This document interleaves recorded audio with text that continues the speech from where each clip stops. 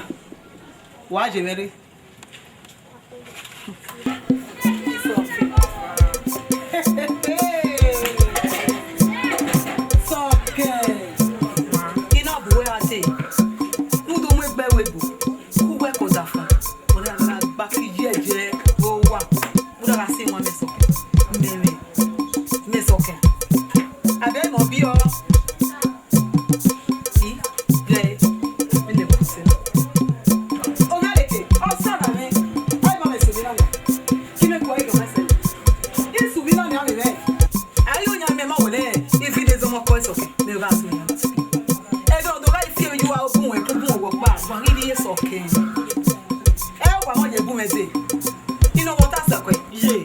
I don't have to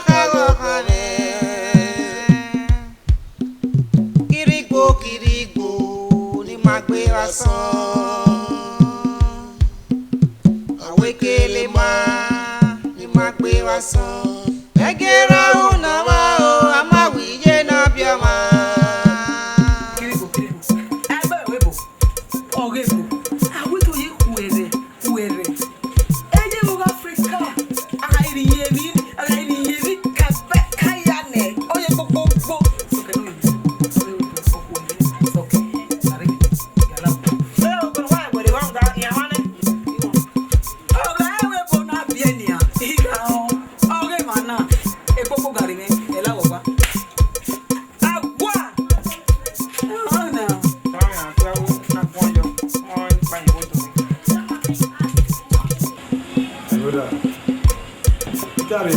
Peter will be like, how are they going to do?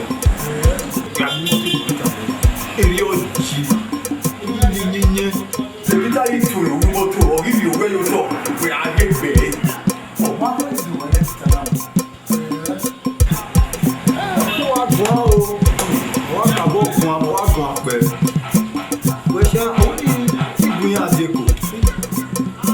So what will Peter Adeko? We queen when the Peter win and go, winning go, no, Osisi, Peter Mubiko. So why are they Peter Adeko? So you go Yara. We queen with the no more lie, Oji, and then you're very rejected. Well, everything I'm here. One go like we go. Over Emotion, Emo Bogiva, Emo Bogiva, what telling my barley or dear. Okay, now 7 years.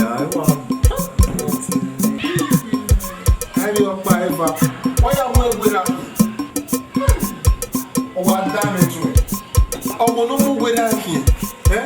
Prodigal soil. Prodigal soil. Where are you, prodigal soil? Prodigal soil, okay. But prodigal soil, my little that here, Yemma. Eh? I did prodigal, you want to say, but yet you want to go on.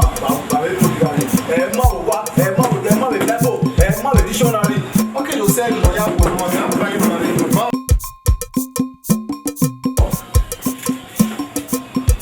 here. I tell you, talon que couleur doit être le prodigal. Ouais, bébé prodigal, ouais, il y a quand même Peter, il y a quand même un mois. Va dire moi, il y a le prodigal.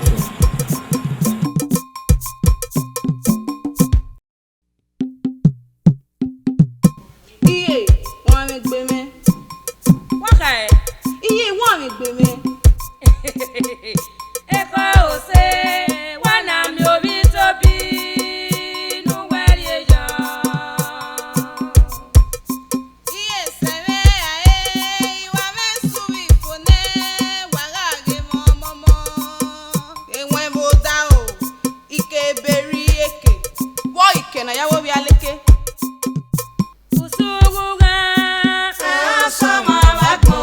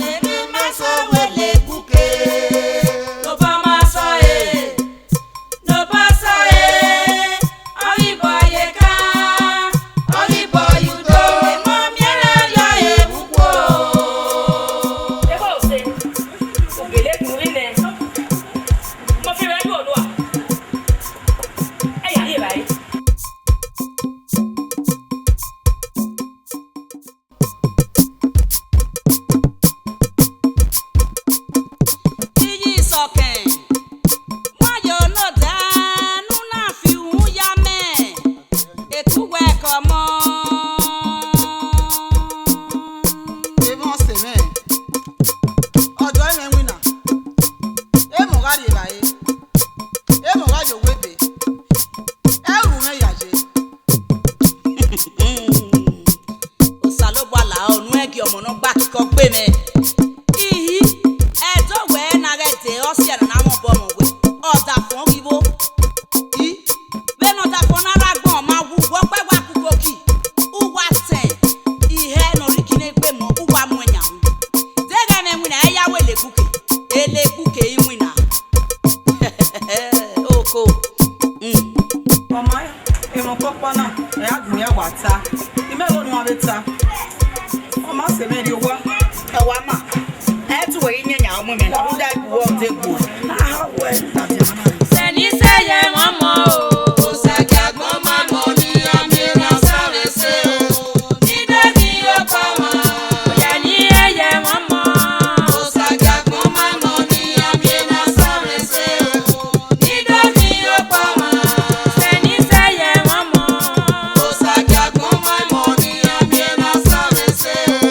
Nídòbí ó pa wọ́n. Sẹ́ni sẹ́yẹ wọ́n mọ̀ o. Nídòbí ó pa wọ́n.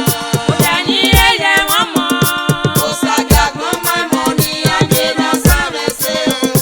Nídòbí ó pa wọ́n. Sẹ́ni sẹ́yẹ wọ́n mọ̀ o. Nídòbí ó pa wọ́n. Usuwuge asawa wako. Ibusuwuge asawa baje. So amen. Asibiale kaibie kama egigo Europa.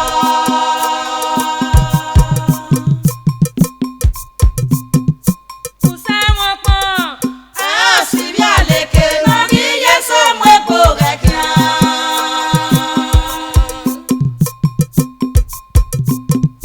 Usamego, I want to belong. Ono na nogi gele sade susu nogi yesori osisi.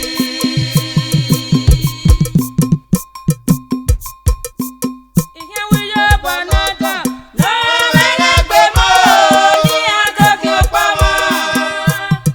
Ono na nena gele sabiye mo.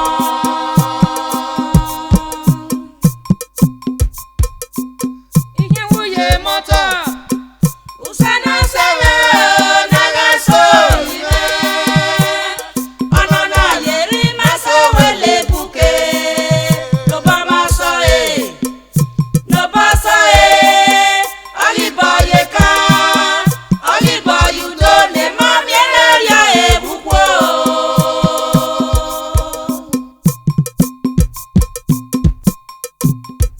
Iyusu no bureba. Neme. Lare wo ade ti oge fa bagbere. Neme. Gima neme. Domo na me. Wa bokin. Emi ni tu wa bana kan. Epa kini kenu gwa eva nupo. Eyi ti eba, okin aye ewo. Neme. Akiwa yese, akiwa do esese. Yeteme o, nibe do miwe, nukume kwa lo topa. Ena marebe ni miena tayo toyo. Ah, o topa. Oga ki we kan we. Oga mi. Awe gbe do ta. O wa here. Ya na meka. Eyi made. Domo na. Wọ́n oge fana. Wọ́n wa ibe ye. Ihi ona wa ti me ba ku we ko kan. Ona wa wo kan tu ko ba ti le ga me ba ma sin ya. Oko monya ki be o be no ko me to e. Ọmọ kan ma ro pa. Ehi efwe ehi kale iwe ni tamu wa. Ẹ wọ́n ta yi made. Ẹyẹ kwe ki kalẹ̀. Wọ́n ní bubu ani. Usẹ́ni náà wáyé gbé alẹ́ lùwẹ́ dé kò dẹ́rẹ́ wíwá dé. Bẹ́ẹ̀ni kí ẹ kú di pàṣẹ. Ọmọ aláìwé péré. Ọmọ usẹ́ni wa wù yìí. Omi mẹ́rin ọ̀pá náà lọ́dẹ̀ wò pọ̀lú ẹ. Wọ́n mẹ́tò bọ́ọ̀lù yẹn kó wọlé lẹ́dí. Ọ̀rọ̀ bubu ọmọ akara rẹ̀ pọ̀. Ọmọ òde yìí kì. Fún ẹnu ẹ̀. Ok fame. Eme kina gwa kana. Beni mahe uye moto e gwa kan. Oko me. Eta fi yo komena. E begwa bu me. Hey. Eva eka aya no yama. Amego na luigo ogbon wa ti o ye no. E ko ma fun me o. Ama gbe iki afia no ma no kene la ore ki mu ko. Yimade. O ha gbon to me always ye. Where am I going to go? Let me hear you, Mosa. If you are one of our look, where are the Yaki? That can avoid. Oh, darling, I give it the audio. I give it.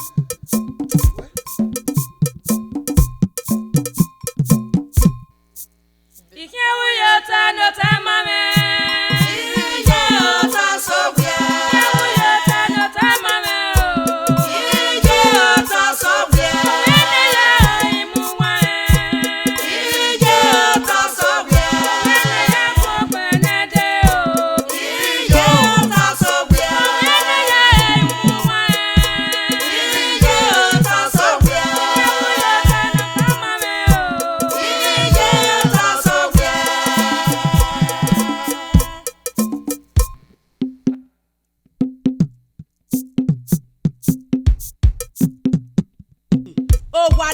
Lena waga irene ni agwa mu wakia gwa mo na lo ru pa aga irene agwe no bi meto ya mu no rigwe o atega maga ese onaga siwu abesi emi ame agwi ni papere aitio boso wa atego mai ki akpe ayaki no kisa E mata.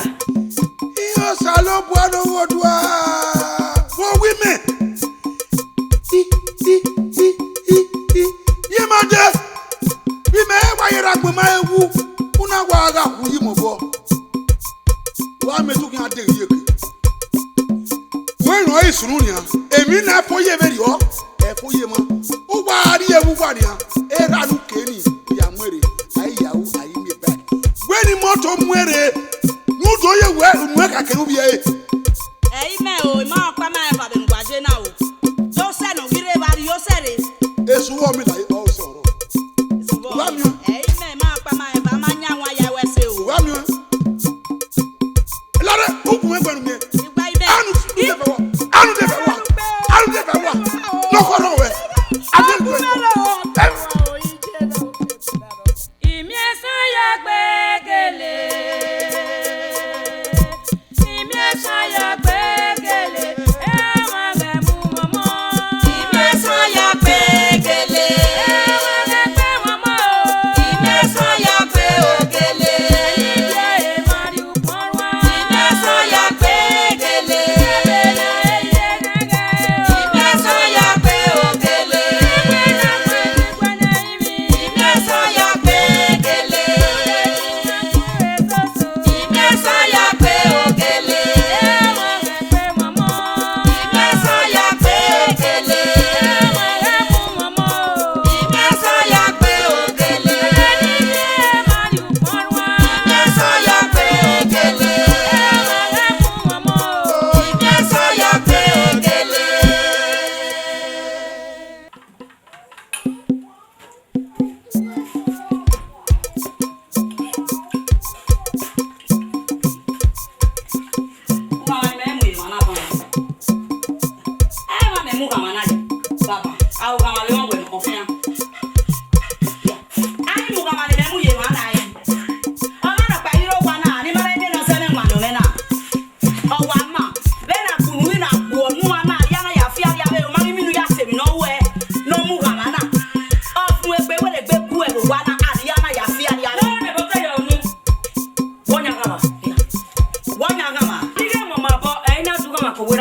Viva boy, bien, gaila, we don't know nyame tama ese very we e du ha ni mure. Sema. Waka ma wetin edeka we body. Obewe. Obewe. Ya kama we gbe kweru etene na ya ke wo boy.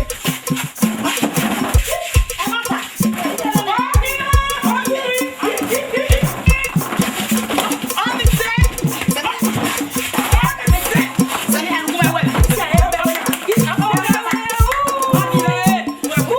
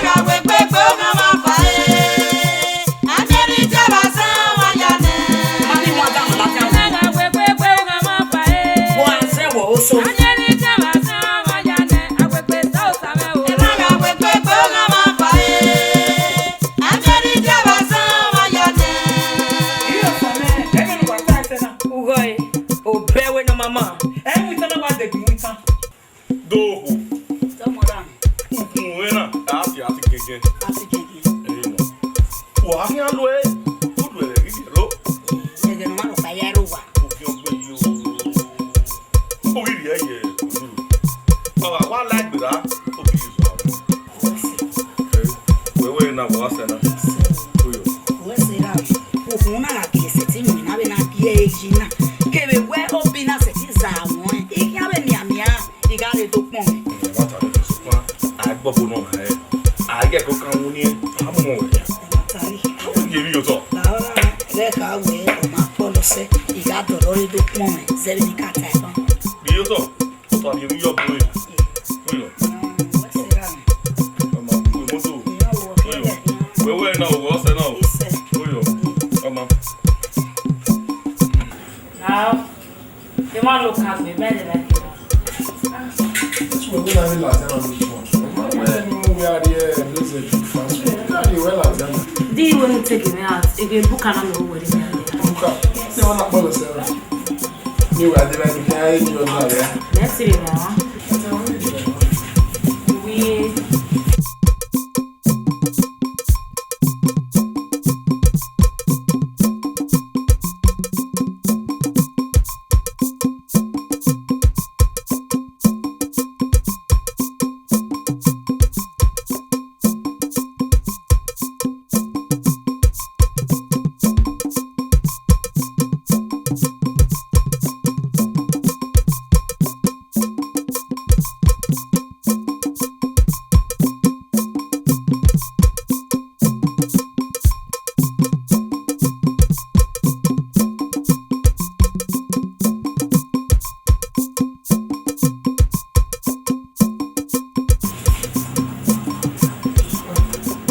Hello, yeah. Mommy. Ma wọ́n sì mẹ́gbà láti. Làwa bùnmi àti wà bàbá náà yóò bọ́ kéré ní òun rí èmi bàbá náà. Okay, ọmọ ìwà adé bàbá náà. Kọ́ ìlú yìí. Bàbá ìwà rẹ̀ máa ìlónú ló dí akẹ́wẹ̀ láàrin. Díẹ̀ rẹ̀ o. Rẹ̀ wẹ́ sí.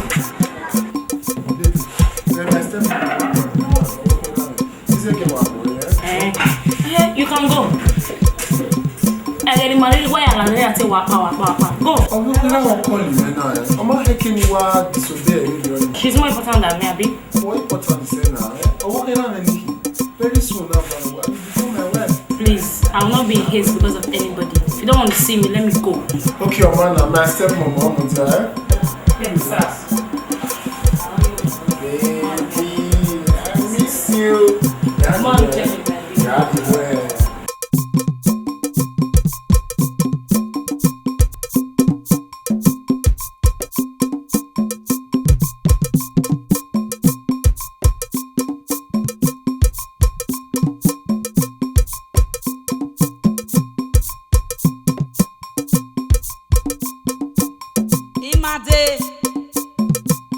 Imate reba. Lari, obo idia. Migo na. Bumeri edie, iji maze yaga. Uga iwari igo na nene, utota kele, owa iba. Ge eri owa. Yeah. Mehi asoge egbe na ya loben. Mega koge egbe na ya loben de me ilori iji maze yaga re idori ewe. Ma igba koko adi owa.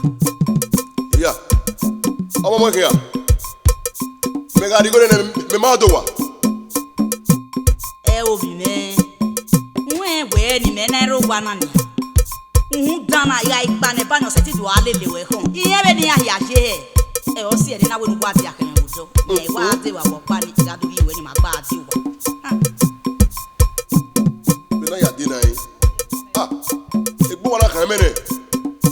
Ọmọ rere. Aru ni wa ke we. Ọmọ de ko abiri o me. Ọmọ go me ya re mi. Ọmọ we re ze. Rere.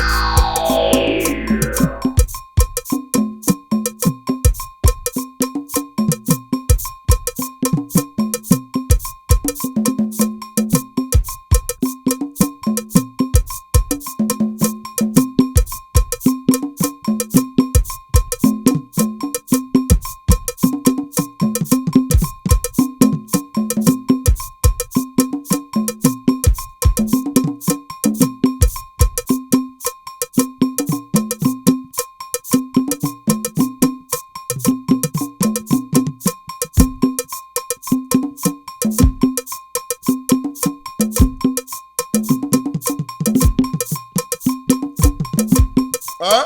Voilà, oui. Atin Gien-Gien. Atin Gien-Gien. Gien-Gien. Atin Gien-Gien. Atin Gien-Gien. Atin Gien-Gien. Asenorowa. Atin Gien-Gien. Senoroe. Atin Gien-Gien. Hein? Atin Gien-Gien. Penogeme. Atin Gien-Gien. Atin Gien-Gien. Atin Gien-Gien. Penogeme. Atin Gien-Gien. Penogeme na. Atin Gien-Gien. Whatever. Atin Gien-Gien. Oye we rame Atin Gien-Gien. Oye we yeme Atin Gien-Gien. Iye gari suo Atin Gien-Gien. Atin Gien-Gien. Wari yeme ko Atin Gien-Gien. Iye Atin Gien-Gien. Bo Atin Gien-Gien. Iye ware kire Atin Gien-Gien. Atin Gien-Gien. Atin Gien-Gien. Mommy can't understand. This is the country we is. Atin Gien-Gien.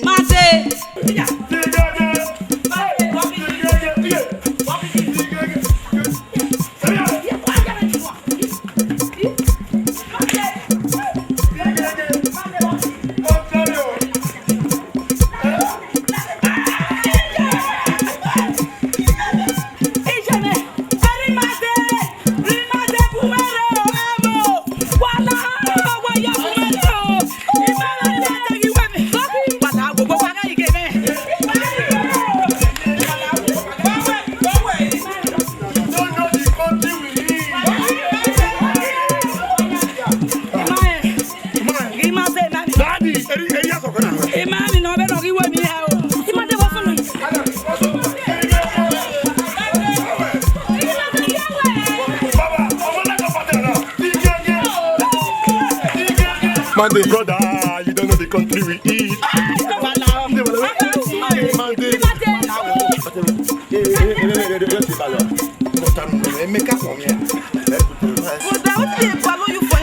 Oh, you don't know the country we eat.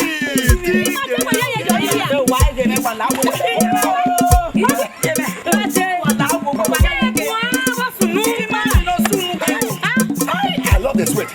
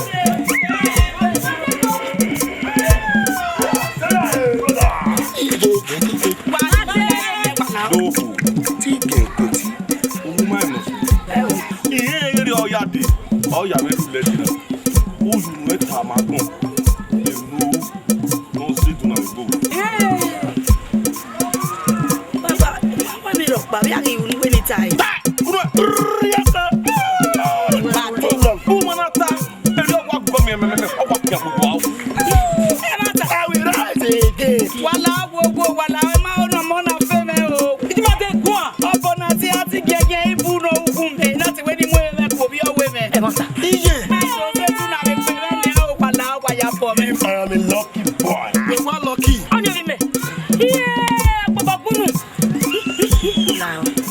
Mommy Bono! I don't collect her. What's that?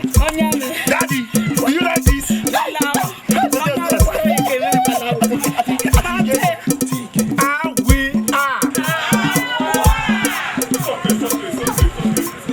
They will not suck you win at dinner.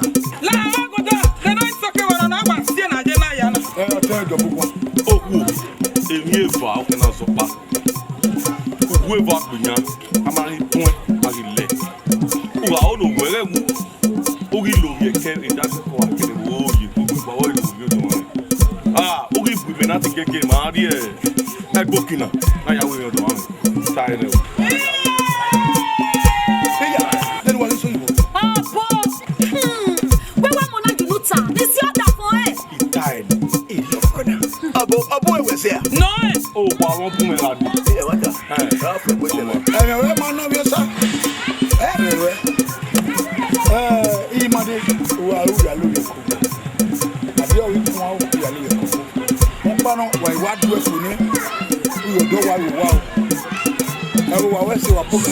Wa nya da do wari wa. Awesi. Ma o so wa.